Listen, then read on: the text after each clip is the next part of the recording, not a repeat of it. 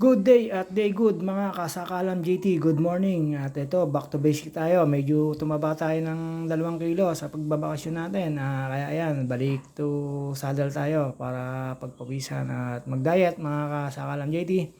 At shoutout nga pala kay Nico. Ayan, nakita ko siya papasok dun sa kay MacLord. Shoutout sa iyo. Nakasalubong ko naman pababa. Napapasok ko sila ng kanilang work. At ayun, mga ka-JT Sakalan, syempre kailangan po magpapawis at tapos na po tayo mag-drive at wait na lang natin, patawag po tayo ulit hanggang di pa sila nauwi. Ayan no, si Nico, shoutout sa iyo, papasok ko yan. Shoutout daw po mga taga-Pansol. Ayun, habang nag-gimme siya dyan, ayan, pumasok na po siya, iniwan niya na yung motor niya, mga kasakalang JT. At ayun, ako naman, naghahanap pa rin ng forever. At ayun, siyempre, kailangan natin magpapawis. Ayan po yung pinanik ko. At ayun, after ko po dyan, dumiretso ako papuntang Bukal. Sa Bukal po, aahon ulit tayo doon. At ayan, medyo blurred kasi nag-moist pala yung aking camera, mga kasakalang JT. Ayan po yung highway ng Bukal.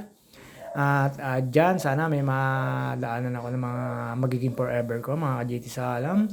Buhay single, ayan po, kailangan po natin magpapawis. Mga ka-bikers ko, ingat po tayo.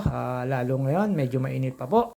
At pag wala po akong drive at wala po akong work on call, ayan po, nagbabike po ako. Tapos pagka hindi po kami aalis magkakapatid, ayun, bike lang din po ako, mga kasakalam JT. Ginagawa ko po to kasi syempre, papawis, tapos para rin sa health ko, iba na yung medyo nasa tamang edad na, mga kasakalam JT. At ayan, dire-diretso lang po yan. Pagtapos po, habang binabagtas ko po yung Barangay Bukal, Calamba City Highway, ako may nakita pong tao dyan na akala ko forever ko na. Yung pala tatawid lang, akala ko pinapara po ako. Hindi pala po, it's a prank lang po pala, mga kasakalam JT. At ayun, lumampas na po ako dyan sa tawiran sa may, after po niya, naahon ko na po yung Bukal, Naruto. At dyan po, naisipan ko pong pumunta doon sa mga anime na statwa, mga ka-JT sa alam, pagtapos ko po dyan sa Naruto na yan. Yan po yung napapasok, alam ko may entrance po yan para pumasok sa loob. Makikita nyo dyan yung mga sinuunang, ayun, syempre, magpapakita po ang bida. Hindi naman maring hindi magpapakita yan. Konting diet pa, medyo lumaki ka. 77 to 80 kilos ngayon. 80 kilos to 78 na lang po. Maghapon po ako hindi kumain. At ayun, tubig-tubig lang po at saka juice. Mga ka-JT sa lang ginawa ko. Need magbalik ng timbang, mahirap na po. At ayan, dire-diretso lang po yan. Pagkanan nyo po sa may Naruto, dire-diretso lang nyo po, straight lang po kayo dyan. Tapos, dulong-dulo, kakaliwa po kayo, makikita nyo na po dyan yung mga leon. Sa kabilang bahay po yan. At shoutout po sa mga nagja-jogging dyan. At ayan, yung sinasabi ko, 2 leon, no? Pag nakita nyo po yung 2 leon na yan, wag ko kayong bago to. Iingatan nyo po yung leon na yan. Joke lang po. Statwa rin po yun. Tapos ayan, dire-diretso lang po tayo dyan. After po nyon, ayan na po, makikita nyo na po yung sinasabi ko sa inyo. Hindi ko po alam. After po nyan, anong yan, bahay na yan na walang pintura na maganda. Ayan po, yung sinasabi ko sa inyo. Hindi ko alam kung anong resort po yan. Basta ayan, ang dami po anime statwa dyan. Makikita nyo po yan. Nasa kaliwang party po yan. Ayan, sina Naruto, lahat po ng anime, nakikita ko po dyan. Kung gusto niyo pong punta at magpa-picture dyan, maganda naman po. Hindi ko lang po alam kung anong resort yan. Ayan, nasa taas po yung iba, mga ka-JT sa alam. Tapos ayan sa baba. At ayan po yung pinaka-gate niya. Parang Japanese po ang may-ari nito or nag-Japan, mga kasakalam, or mahilig lang sa anime. At ayun po, after ko po dyan, dumiretso po ako sa may bypass Bukal at dumaan po ako sa may Repair Arena. Ayun po, ayun po yung sa may stoplight. At kuya, placer ka naman.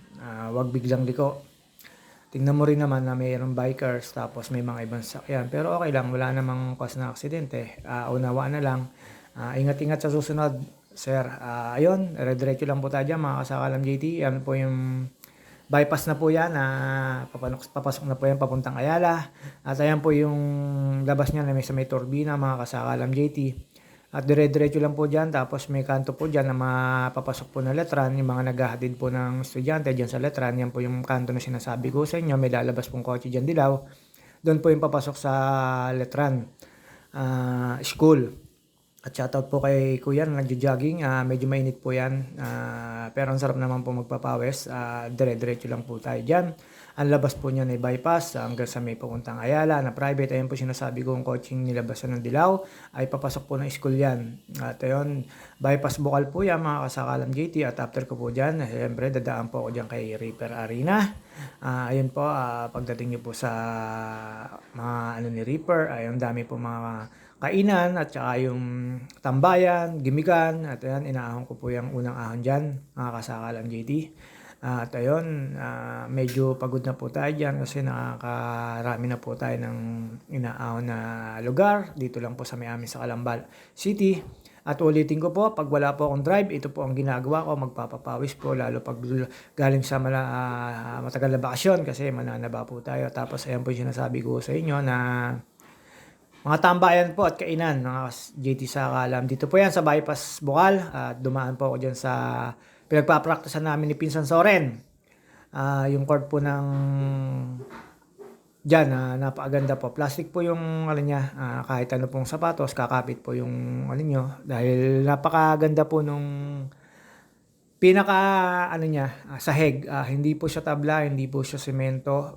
Para siyang matigas na goma or plastic po.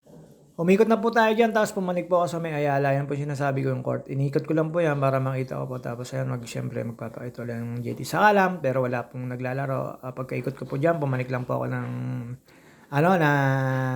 Ayala, tumikot. Tapos dumiretso ako sa may Rizal Coliseum, Calamba City. At ayan, nakita nyo po, pumasok po ako. Nakita ko po si Kerawel at si kay Fred na kasabay namin lagi nagja-jogging. Tsaka si Kerawel na dati kong kasama sa munisipyo ng Calamba.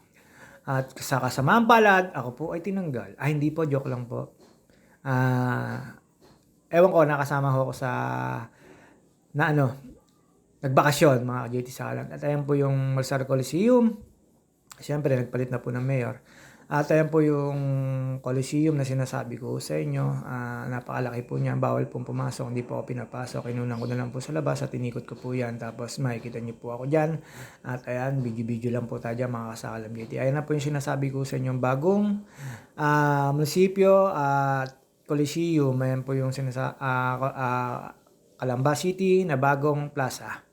At ayun po, pagtapos ko po dyan, pag-ikot na yan, marami po ako nakita nagja-jogging. Tapos tumambay na lang po ako, nagpahinga ako, nagpalipas ng oras.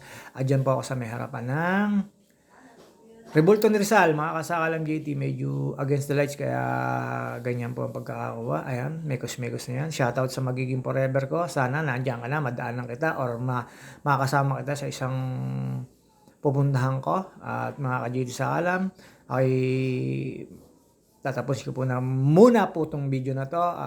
Till the next video. Shoutout po sa iba dyan. Sana po mapanood nyo po yung aking mga vlogag. At maraming salamat po sa nanonood. At